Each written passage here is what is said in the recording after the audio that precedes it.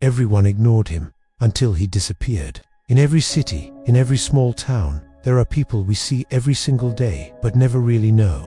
They're the ghosts on the edge of our vision, the silent figures who just fade into the background of our busy lives. They are the background characters in the movie of our own lives. For the small, sleepy town of Northwood, a town proud of its quiet streets and familiar faces, that ghost was a man named Elias. And then, one day, after a lifetime of being overlooked, he was just gone. Now, this isn't your typical crime story. You won't find any detectives piecing together forensic clues or dramatic car chases under streetlights. This is a quieter, more haunting story. It's about the deafening silence a person leaves behind, and how a man nobody ever bothered to listen to could suddenly, completely, stop making a sound. It's about a town that had to stare into the space he left behind to finally see the man who had been standing there all along. For 34 years, Elias Thorne was the town's janitor.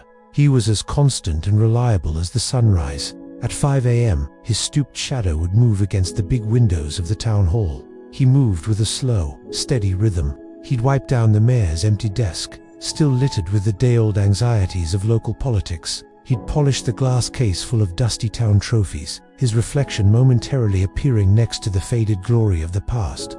By mid-morning, you'd see him walking to the library, his gait measured, his head always slightly bowed. He'd eat his lunch alone on a park bench, meticulously sharing the crusts of his sandwich with the pigeons, his only willing companions. The people of Northwood saw Elias, but they didn't see him. To the adults, he was simply a part of the town's machinery. When the local paper did a Faces of Northwood photo series, Elias, who cleaned up after every single town festival, was never even considered. It was a cool Tuesday in October. Elias was walking up the stone steps to the library. Eleanor Gable, the librarian, was just leaving. Elias looked up, met her eyes for a brief second, and nodded back. That was the last time anyone in Northwood ever saw him.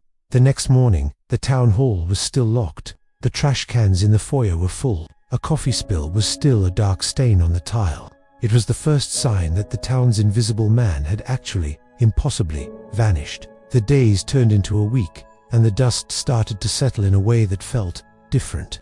The town hall seemed a little dimmer.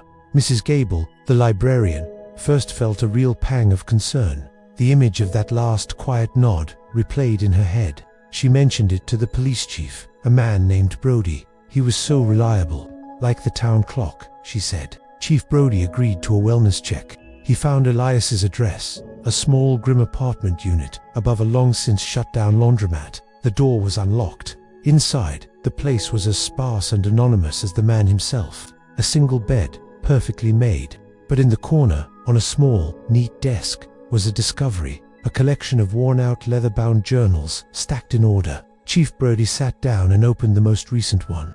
Instead of a suicide note, he found Elias. He found the man that nobody knew. The journals weren't about his own life, they were about the town's. Elias was a silent, profound observer of all the lives around him. He saw all of them, in vivid, heartbreaking detail. The real discovery here wasn't a body, it was a soul. A few weeks later, a backpack washed up on a riverbank. Inside was a damp change of clothes and a one-way bus ticket. He had simply left. He had packed a small bag and started over, leaving his old life and his town's secrets behind. Haunted by the man they had ignored, the town began to really look at one another. They started seeing the other ghosts. Take a moment this week to see someone. Learn their name. Ask them how they're doing. You might be amazed by the story you find.